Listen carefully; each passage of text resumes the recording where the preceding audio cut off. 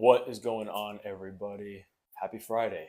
Welcome to the end of the week, end of the first trading week in January. We had a bunch go on this week. Let's talk about a few things that we saw in the market today. So, never mind what I said yesterday. Semis are ripping back today. Everything seems to be hunky dory, all good.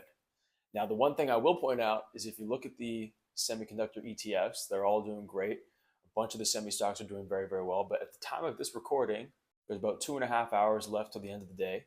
Nvidia is basically unchanged on the day, with everything else moving higher, and AMD is only half a percentage point higher. These two stocks have been the cornerstone of the AI trade for most of 2025, and the fact that they're lagging the broader semiconductor ETFs definitely raises my eyebrows a little bit. Now let's talk about the big news of the day, Meta. Meta announces some big energy deals. Now, if you read the Michael Semblis piece, Michael Semblis is from JP Morgan.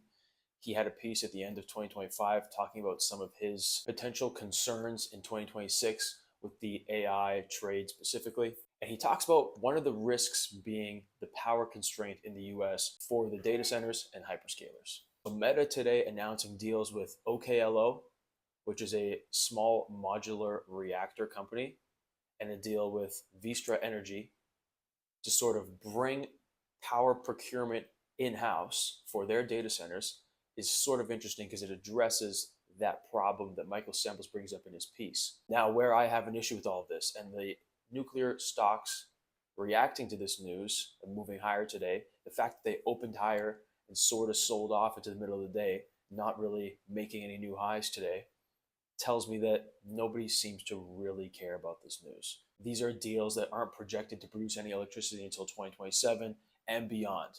So if you ask me, I think this is a fade the news kind of story. Sure, it looks great, it sounds great for all the nuclear stocks, but let's not get ahead of ourselves.